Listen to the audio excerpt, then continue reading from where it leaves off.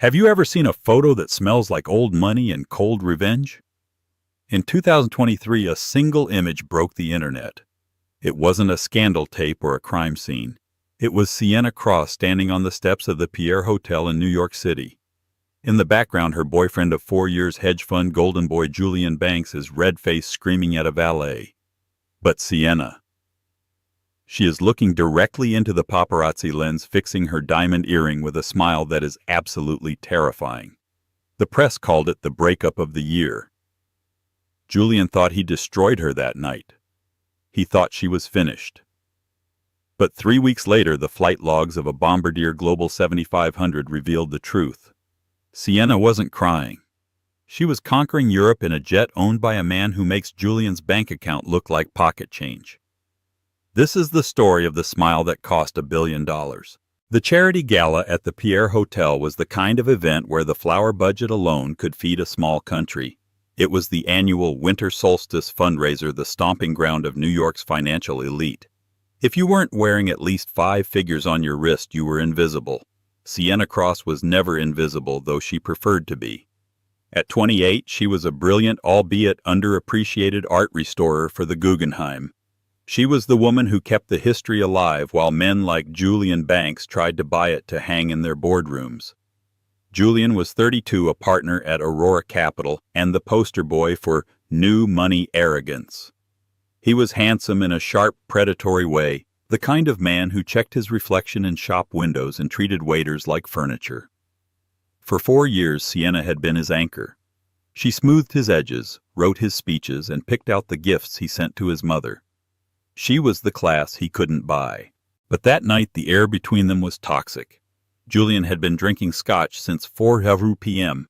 The market had taken a dip, Aurora Capital was over-leveraged on a risky tech acquisition, and Julian was looking for a punching bag. "You're hovering, Sienna," Julian snapped, adjusting his tuxedo tie aggressively. "Go mingle. Stop clinging to me like a desperate intern." Sienna stiffened her hand, dropping from his arm. She was wearing a vintage emerald silk gown, understated and elegant, standing in stark contrast to the sea of sequined influencers Julian had been eyeing all night. "I'm not hovering, Julian. I'm trying to tell you that James Sterling is walking over here, the chairman of the board."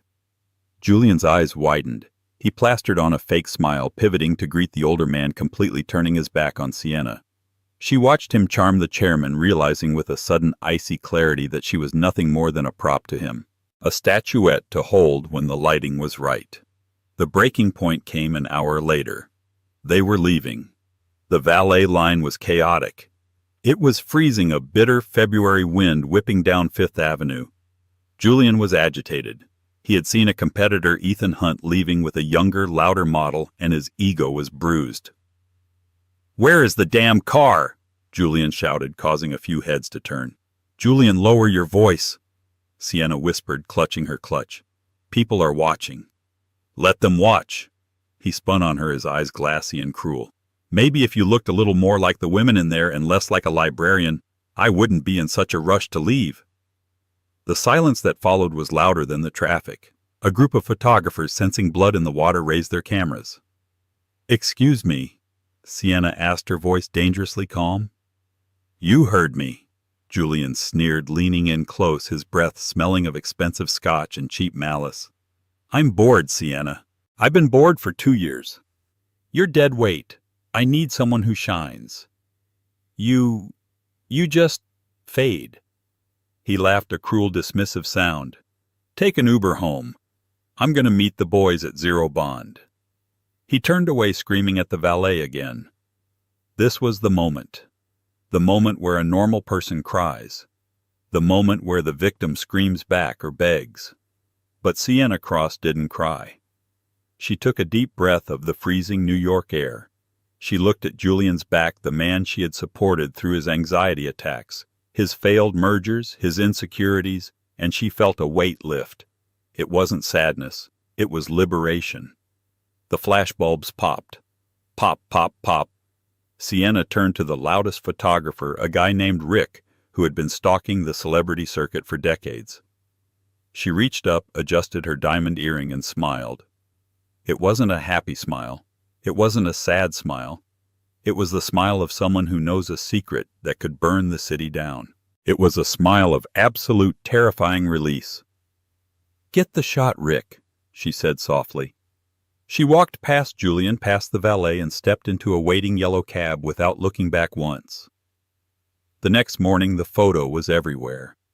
Page 6 TMZ, the Daily Mail, the Ice Queen of Fifth Avenue. The headlines screamed. The internet, usually cruel to women, took a different stance. TikTok detectives analyzed the video footage. They saw Julian's red face, his aggressive pointing. They saw Sienna's composure. She became an instant icon of dignity. Hashtag Team Sienna trended for 3 days. Julian Banks, however, did not handle the fallout well. He woke up in his Tribeca penthouse with a hangover that felt like a drill to the temple and 47 missed calls from his PR manager. He laughed it off. "Any press is good press," he told his friends at brunch that Sunday. He had already replaced Sienna, or so he thought. He was seen arm in arm with Chloe Vane, a 22-year-old TikTok star with 10 million followers and a penchant for wearing neon pink latex. Julian thought he had upgraded. He wanted shine. And Chloe was radioactive. But something strange happened in the weeks that followed. Sienna vanished. She didn't post on Instagram. She didn't give interviews. She didn't run to the tabloids to sell her side of the story for a quick payout. She simply ceased to exist in the social sphere of New York City. Julian checked her location on their shared Find My Friends app, only to realize she had disabled it 10 minutes after the breakup. He called her apartment landline disconnected. He sent a drunk text 3 weeks later. "Stop being dramatic. I have your winter coat." It went undelivered. "She's probably crying in her parents' house in Ohio," Julian joked to his colleagues at Aurora Capital. But Julian's life was beginning to fray. The risky tech acquisition he had boasted about was tanking. Investors were getting nervous. He needed a win. He needed to secure a meeting with Titan Holdings, a mysterious European conglomerate looking to invest heavily in American fintech. The CEO of Titan Holdings was a ghost. No one knew who was currently pulling the strings. Only that the family behind it, the Thorne family, had money that dated back to the shipping routes of the 1800s. Julian was stressed. Chloe Vane was exhausting. She demanded he film TikTok dances with her and threw a tantrum when he wouldn't buy her a matching G-Wagon. He started to miss the quiet intelligence of Sienna. He missed how she organized his life. Then, exactly 26 days after the breakup, the internet broke again. A plane spotter account on Twitter, usually dedicated to tracking Elon Musk or Taylor Swift, posted a grainy video from Teterboro Airport, the private jet hub of New Jersey. Tweet: "Just saw the ghost herself. Sienna Cross spotted boarding tail number N1 Thorne at KTB. That's a Global 7500.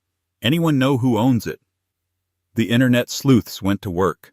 Within an hour the owner was identified. The Thorne estate. The jet didn't belong to a celebrity. It belonged to Alistair Thorne. Julian saw the tweet while sitting in a board meeting. He felt the blood drain from his face. Alistair Thorne wasn't just a billionaire. He was the billionaire. He was 42, notoriously reclusive, and widely considered the most eligible and difficult bachelor in Europe. He owned islands. He owned airlines. He didn't date influencers. He didn't date anyone. "That's impossible," Julian muttered, disrupting the presentation.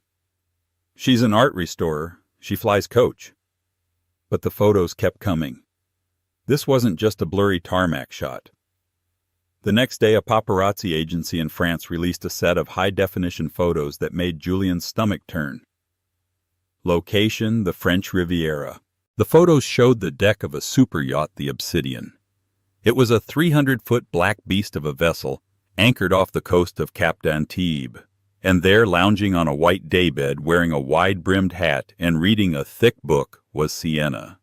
She looked radiant, healthier, but it was the man sitting across from her that caused the shockwaves. He had salt and pepper hair, broad shoulders, and was wearing a linen shirt with the sleeves rolled up. He was leaning forward, listening intently to whatever Sienna was saying.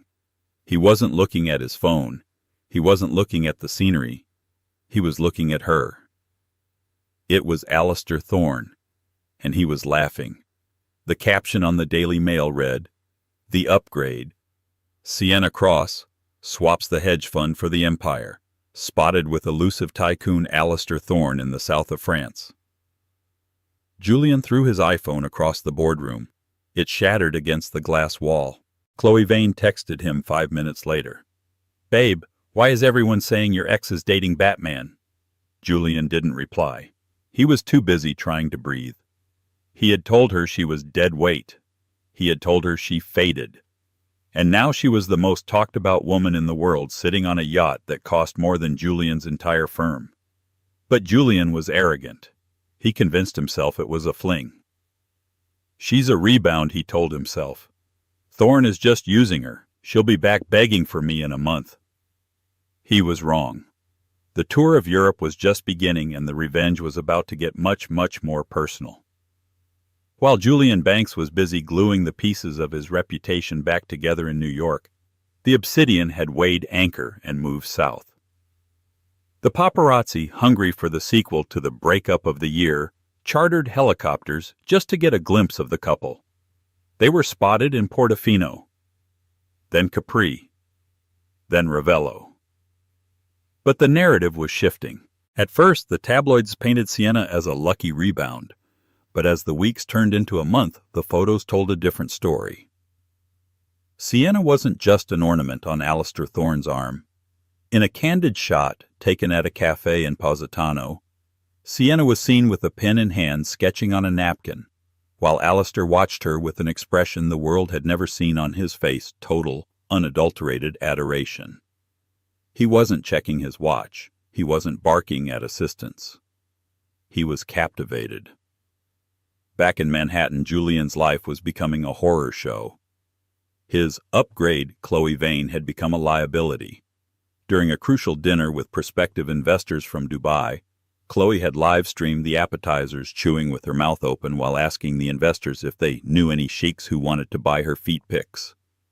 Julian ended it that night. He kicked her out of the penthouse. She retaliated by posting a tearful 10-part TikTok series titled "Living with a Narcissist," which garnered 40 million views in 24 hours. Julian's boss, James Sterling, called him into the office the next morning. "You are becoming a circus, Julian," Sterling said, slamming a copy of the New York Post on the mahogany desk.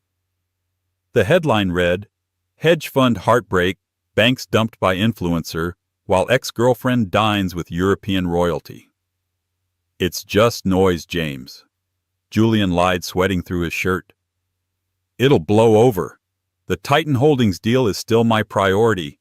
I'm going to close Thorne." Sterling laughed, a dry, rattling sound. "You think Alistair Thorne is going to do business with the man who publicly humiliated the woman currently sharing his bed? You're delusional, Julian. Thorne is protective. He's old school. You insulted his lady." "Sienna isn't his lady." Julian snapped, his ego flaring. "She's a strategy. She's playing a game. I know her. She's doing this to get a rise out of me. I just need to talk to her." "Then fix it," Sterling warned. "Because if we lose the Titan liquidity injection, Aurora Capital is insolvent by Christmas. You have 1 week." Julian was desperate. He did the unthinkable. He reached out to his old assistant Sarah, the only person Sienna still occasionally texted. He bribed her with a $10,000 bonus to reveal Sienna's next location. "She's in London," Sarah whispered over the phone, sounding guilty. "There's a private auction at Sotheby's on Friday. The Blue Era collection. Alistair is selling a piece. She'll be there." Julian booked a first-class ticket to Heathrow within the hour. Meanwhile, in a suite at the Connaught in London, Sienna was staring at herself in the mirror. She looked different.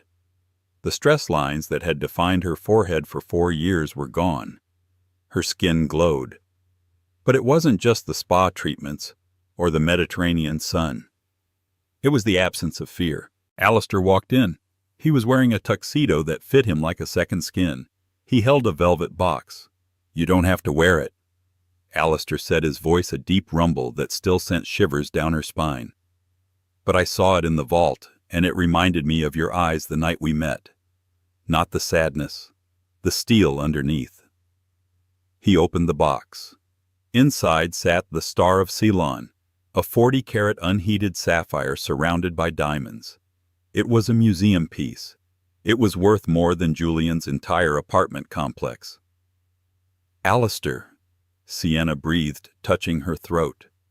"This is too much. People will talk." "Let them talk," Alistair said, fastening the heavy stones around her neck. His fingers lingered on her skin. "For years you were told to be invisible. You were told to be quiet. Tonight I want you to be the loudest thing in the room without saying a word." He turned her to face the mirror. "Julian Banks treated you like a housekeeper he could sleep with. Tonight you walk into that auction house as the queen of the board." Sienna looked at her reflection. The sapphire burned blue against her skin. She didn't see the broken girl from the Pierre Hotel anymore. She saw a weapon. "Okay," she whispered, a small, dangerous smile playing on her lips. "Let's go to war." The Sotheby's evening auction was the pinnacle of the London social season. The room was filled with oligarchs, tech tycoons, and old aristocrats. The air smelled of expensive perfume and desperation. Julian Banks stood in the back nursing a glass of champagne he didn't want. He looked tired. The jet lag and the stress were eating him alive. He adjusted his tie, scanning the room. He spotted them instantly. The room seemed to bend around them. The flashbulbs outside had been blinding, but inside the hushed reverence was even more telling. Alistair Thorne walked with a casual dominance, nodding to people but stopping for no one. And on his arm was Sienna. She wore a midnight blue velvet gown that hugged every curve, backless and daring. But it was the sapphire that drew the gasps. The necklace was legendary. It hadn't been seen in public since the 1950s. Julian felt a physical blow to his chest. She looked magnificent, superior. He waited for the right moment. He watched as Alistair stepped away to speak with the auctioneer privately. This was his chance. Julian pushed through the crowd, ignoring the dirty looks from a duchess he bumped into. He cornered Sienna near a display of 17th-century vases. "Sienna," he hissed. She turned slowly. She didn't jump. She didn't look scared. She looked at him with the mild curiosity one might have for a bug on a windshield. "Hello, Julian," she said. Her voice was cool, crisp. "You look tired. The bags under your eyes are new." "Cut the act." Julian stepped closer, lowering his voice. "You've had your fun. The jet, the yacht, the jewelry. Bravo. You made your point. You won the breakup." Sienna took a sip of her sparkling water. "I wasn't aware we were keeping score." "Stop it," Julian pleaded, his arrogance cracking to reveal the panic underneath. "I'm here to offer you a truce. Come back to New York. I'm willing to negotiate. We can get couples therapy. I can get you a better position at the Guggenheim. I can pull strings." Sienna laughed. It was a genuine, amused laugh. "The Guggenheim, Julian, I resigned 3 weeks ago." "What, why?" "Because," a deep voice came from behind Julian, causing him to freeze. "She's too busy curating the Thorne family collection." Julian spun around. Alistair Thorne towered over him. Up close, the billionaire was intimidating in a way that had nothing to do with money and everything to do with presence. His eyes were like cold iron. "Mr. Thorne," Julian stammered, his salesman switch flipping on automatically. "A pleasure. I'm Julian Banks, Aurora Capital. I've been trying to reach your office regarding the Titan Holdings investment strategy." Alistair didn't even blink. He looked at Julian, then looked at Sienna. "Is this the man?" "This is him," Sienna said softly. Alistair turned his gaze back to Julian. "Mr. Banks, I am aware of your firm. My analysts have looked into Aurora Capital." Julian's heart soared. "Excellent. Then you know our returns are—" "Your returns are inflated by high-risk leverage that is about to collapse." Alistair interrupted, his voice loud enough that the nearby billionaires stopped talking to listen. "And your character is even more bankrupt than your balance sheet." The silence in the room was deafening. "I don't understand," Julian said, his face flushing crimson. "Let me make it clear." Alistair stepped forward, shielding Sienna with his body, though she didn't need it. "Sienna is not just my partner. She is my advisor. When you insulted her intelligence for 4 years, you insulted a mind sharper than your own. When I asked her if Aurora Capital was a wise investment, do you know what she said?" Julian looked at Sienna. She was looking at him with that same enigmatic smile from the paparazzi photo. "She told me the truth," Alistair said. "She told me that you lack discipline, that you lack vision, and that a man who cannot recognize the value of the woman standing beside him certainly cannot recognize the value of $1 billion portfolio." Julian felt the room spinning. "Sienna, you didn't." "I didn't lie, Julian," Sienna said, her voice steady. "I just finally gave an honest appraisal. You always asked for my opinion on your work. I finally gave it." Alistair placed a hand on the small of Sienna's back. "Titan Holdings will not be investing in Aurora. In fact, we just acquired the debt of your largest creditor this morning. Which means, Mr. Banks, I technically own your firm's future, and I plan to liquidate it." Julian gasped. It wasn't just a rejection, it was an execution. "Enjoy the auction," Alistair said dismissively. "Come, darling, the Banksy is coming up." They turned and walked away, the sapphire on Sienna's neck catching the light blinding Julian as he stood alone in the middle of the crowded room, utterly destroyed. But Julian Banks was a cockroach. He survived nuclear blasts. As the shock wore off, a new feeling replaced the fear. Rage. Pure, unfiltered rage. He pulled out his phone and dialed a number he had sworn never to call. It was a private investigator named Vargas, a man who specialized in dirty laundry. "Vargas," Julian whispered, watching Sienna and Alistair laugh from across the room. "I want everything on Alistair Thorne. I don't care about the business. I want the dirt. I want the ex-wives, the illegitimate children, the tax evasion. Dig it up. I'm going to burn them both to the ground." Julian didn't know it yet, but he wasn't starting a war he could win. He was simply digging his grave deeper, because Alistair Thorne didn't have secrets. He had traps, and Julian had just walked right into the biggest one. 3 days after the humiliation at Sotheby's, Julian Banks was no longer just a man with a bruised ego. He was a man with a vendetta. He sat in a dimly lit booth at the Rusted Anchor, a dive bar in Hell's Kitchen, far removed from his usual haunts.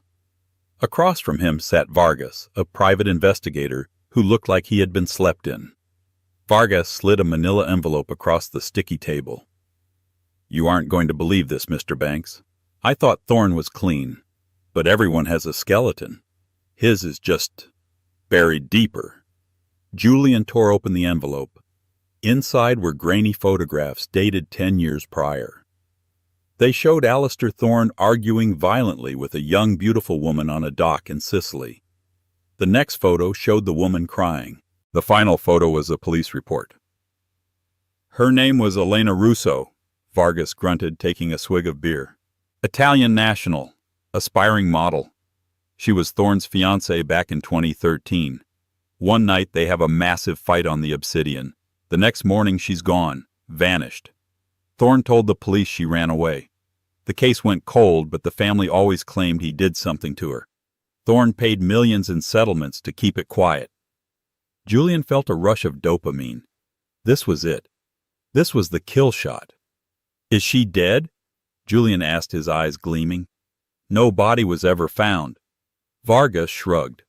"But you don't pay a family $5 million just because a girl ran away." Julian didn't wait. He didn't verify the facts. He didn't care about the truth. He cared about destruction. He took the file directly to Maxine Sharp, the most ruthless tabloid editor in New York. She ran the Whispers, a digital rag that destroyed careers for sport. "Run it," Julian told her over lunch at Le Bernardin. "Paint him as a monster, a Bluebeard. Ask the question, is Sienna Cross next? The next morning, the world woke up to a firestorm. The billionaire's dark secret, where is Elena Russo? The headline was everywhere. Twitter exploded. TikTok sleuths dug up old conspiracy theories. The narrative shifted overnight. Alistair Thorne wasn't the romantic hero anymore. He was a powerful man with a dark past, and Sienna was the naive victim walking into a trap. Save Sienna began to trend again, but this time it wasn't empowering. It was fearful. Julian seized the moment. He went on a primetime interview with Diane Sawyer-esque figure, looking somber and heartbroken. "I'm not saying he did it," Julian said to the camera, practicing the furrowed brow he had rehearsed in the mirror. "I'm just terrified. Sienna is a sweet girl, but she's innocent. She doesn't know the world she's stepped into. I just want her to come home safe. Sienna, if you're watching this, please just call me." The public ate it up. Julian Banks, the reformed ex-boyfriend trying to save his love from a potential murderer. Meanwhile, in a secluded villa in Lake Como, the mood was grave. Sienna threw her phone onto the velvet sofa. "He's insane, Alistair. He's actually insane. He's digging up Elena." That was a decade ago. Alistair stood by the window watching the rain fall over the lake. He wasn't angry. He was eerily calm. "He is desperate. He struck at the one thing he thought I couldn't defend because I have never spoken about it publicly." "We have to issue a statement," Sienna said, pacing. "The board at Titan Holdings is panicking. Their stock dropped 4% this morning. People think you killed a woman, Alistair." Alistair turned to her. His face was unreadable, but his eyes were soft when they landed on her. "Do you believe I did it?" "Don't insult me," Sienna snapped, walking over to fix his collar, a habit she hadn't broken. "I know who you are, but the world doesn't. Julian is controlling the narrative.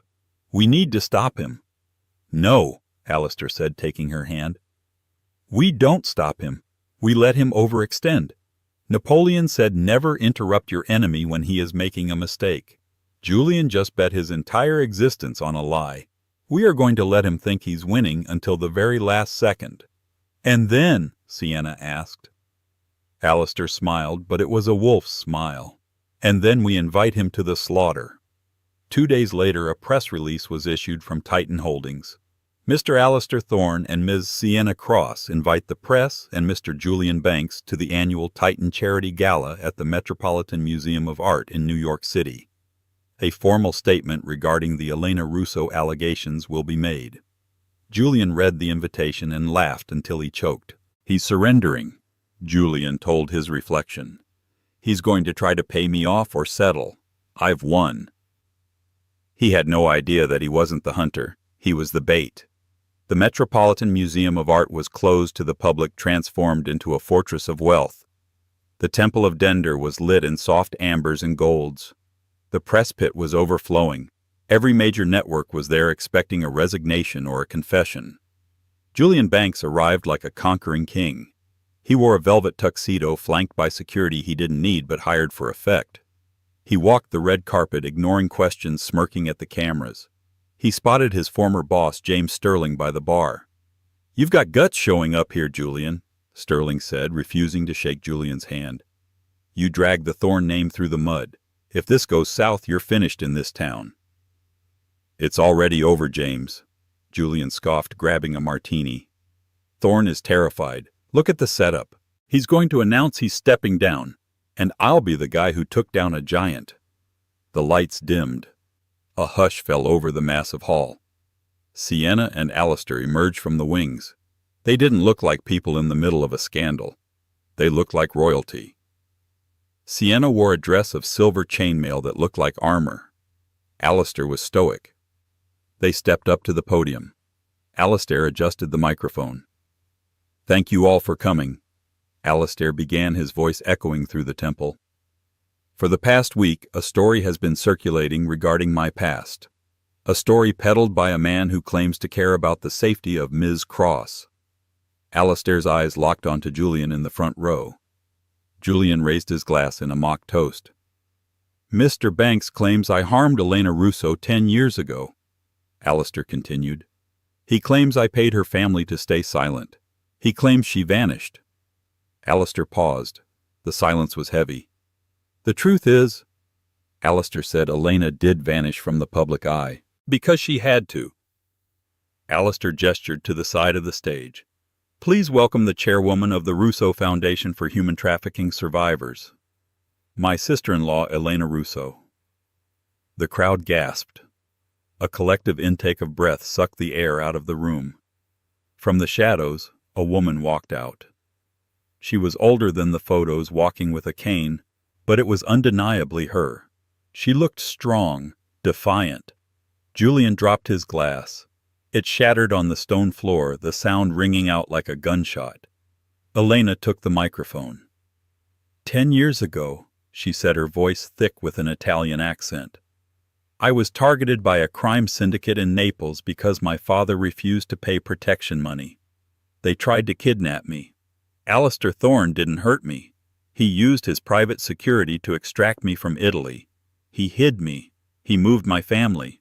The argument on the dock was me refusing to leave my home and him saving my life. She looked directly at Julian. The money he paid my family wasn't hush money. It was to build a new life in America under assumed names. You, Mr. Banks, just exposed a protected identity and put my family at risk again for 5 minutes of fame. The room turned on Julian instantly. The press turned their cameras away from the stage and pointed them directly at his sweating, pale face. He looked like a rat trapped in a spotlight. But Alistair wasn't done. Thank you, Elena, Alistair said, stepping back to the mic. But Mr. Banks's incompetence is not the only reason we are here tonight. Sienna stepped forward. She looked at Julian with pity. Julian, she said, her voice amplified, did you really think Alistair would buy your debt without doing due diligence? Julian froze. The debt. He had forgotten about the debt. When Titan Holdings acquired the debt of Aurora Capital, Sienna explained, we gained access to your internal ledgers. All of them. Even the ones you thought were encrypted on your private server. Behind them, a massive screen lit up. It wasn't a photo. It was a spreadsheet. Project Icarus Illegal Shorting and Embezzlement. You've been using client funds to cover your personal losses on crypto gambling, Sienna said, reading the data. You've been falsifying returns to investors for 18 months. You aren't just a bad boyfriend, Julian. You're a felon. Julian tried to run. He actually turned and shoved a waiter aside, sprinting toward the exit. But the doors to the Temple of Dender opened, and they weren't waiters standing there. They were federal agents. 4 men in FBI windbreakers stepped into the hall. Julian Banks, one of them shouted. Stop right there!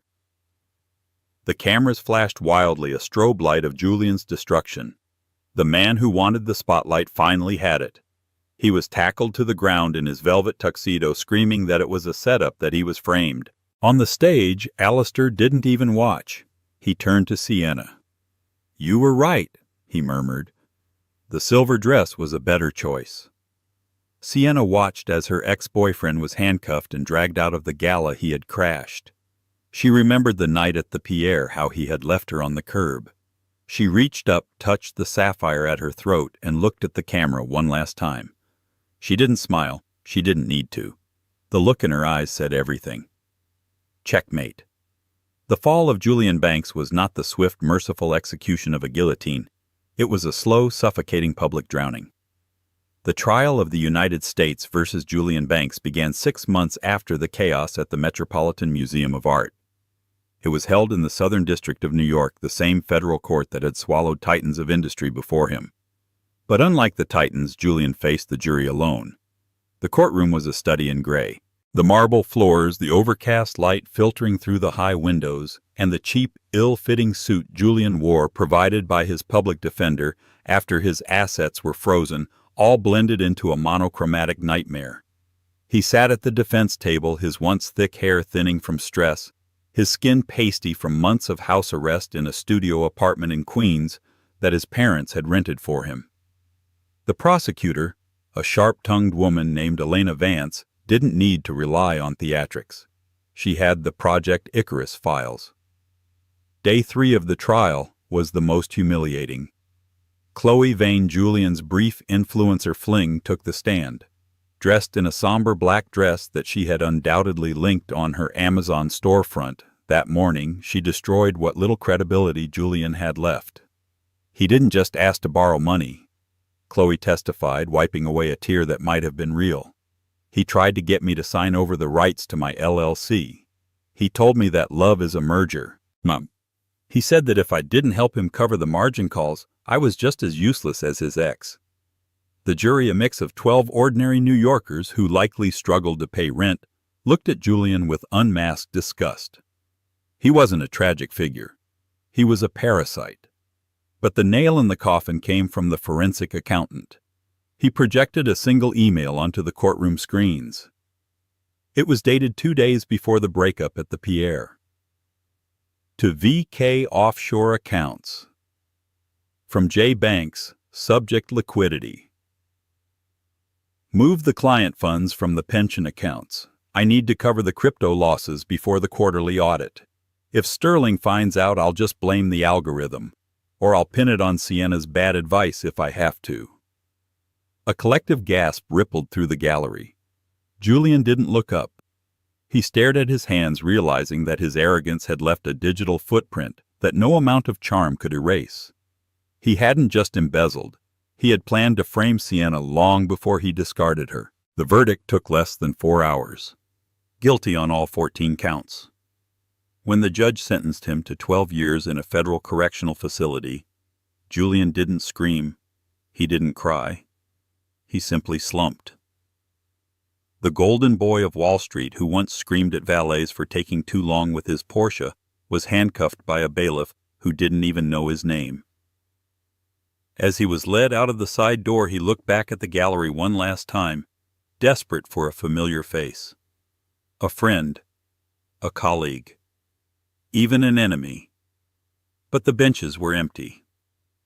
The world had already moved on. While Julian traded his tailored suits for a beige jumpsuit in FCI Otisville, 4,000 miles away, Sienna Cross was standing in a sun-drenched office on the Rue de Rivoli in Paris. She was no longer just the woman in the photo.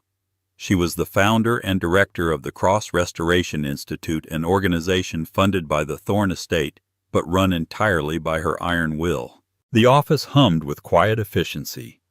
Art historians, chemists, and international lawyers moved through the glass corridors. They weren't there because of who Sienna was dating. They were there because she was brilliant. Sienna stood over a large oak table examining a canvas that had just arrived from a private vault in Geneva.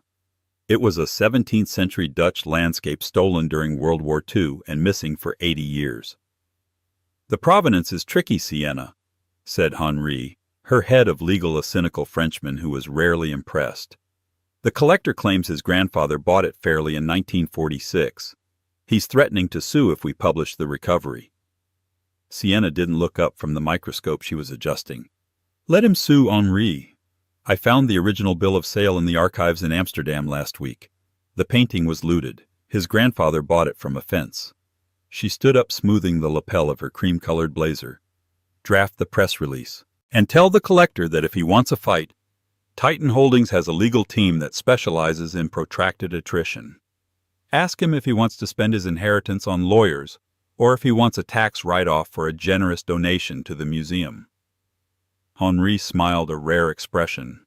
"You are ruthless, Madame Cross." "I had a good teacher," she said, a small smile touching her lips.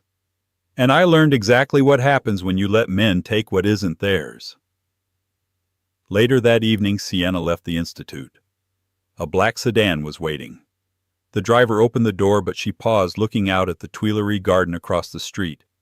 It was raining lightly, the kind of romantic Parisian rain that usually signals the end of a movie. But her life wasn't a movie. It was work. Hard, gratifying work.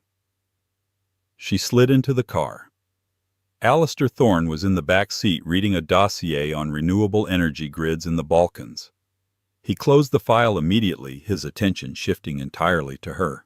"You look tired," he said, not as a criticism but as an observation of care.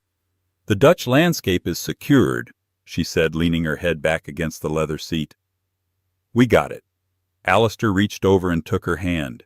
His grip was warm, steady. "I never doubted you would. Did you eat?" "I forgot," she admitted. "I thought so." He tapped the partition glass. "Driver to L'Ambroisie." They didn't go to the trendy clubs where the paparazzi camped out. They went to a quiet 3 Michelin star sanctuary where the staff knew Alistair's name but never spoke it to the press.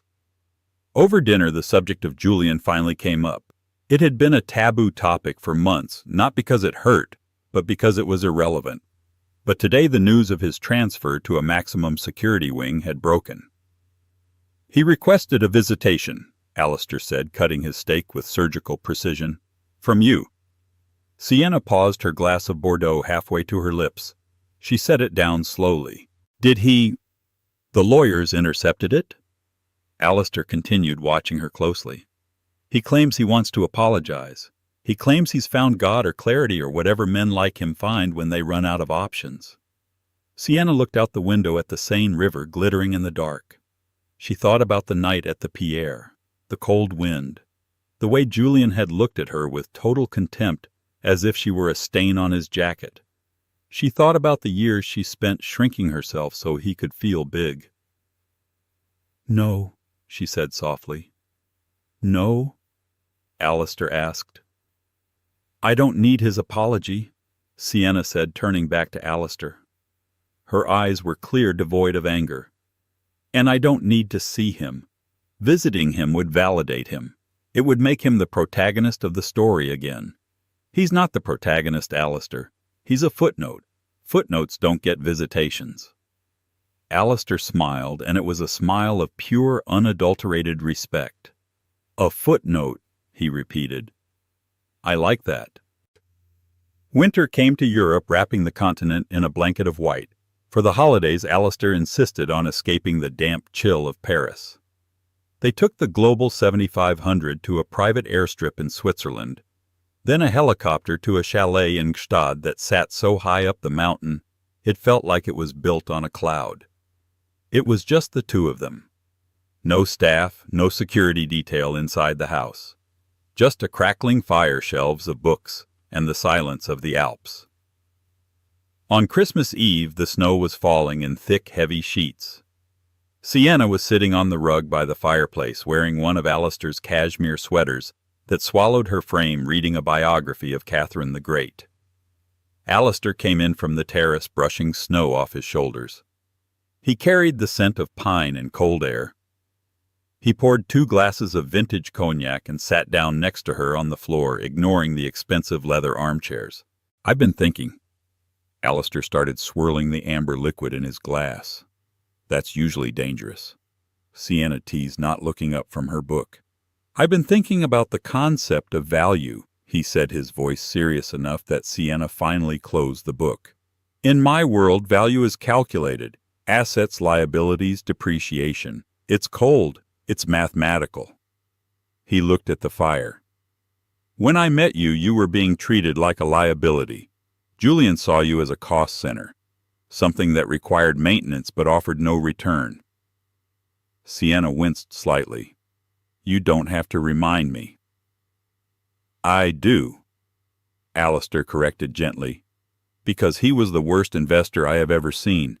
When I saw you that night at the auction wearing the sapphire, I didn't see a liability. I saw an asset that was undervalued by the entire market." He turned to face her. The firelight danced in his dark eyes. "But over the last year, watching you build the Institute, watching you handle the press, watching you handle me, I realized I was wrong too." Sienna frowned, confused. "Wrong how?" "You aren't an asset, Sienna," Alistair whispered, reaching into his pocket. "Assets can be bought. Assets can be sold. You are, priceless. You are the only thing in my portfolio that I am terrified to lose." He pulled out a small velvet box. It wasn't blue. It was black. He didn't get on one knee. It felt too performative for the intimacy of the moment. He simply opened the box between them on the rug. Inside sat a ring that defied the trends of the billionaire class. It wasn't a gaudy knuckle-sized rock meant to signal wealth to Instagram. It was an Asher-cut diamond, flawless and clear as ice, set in a band of brushed platinum, intertwined with a thin line of emeralds, the same green as the dress she wore the night she walked away from Julian. "The emeralds remind me of the night you saved yourself," Alistair said, his voice thick with emotion.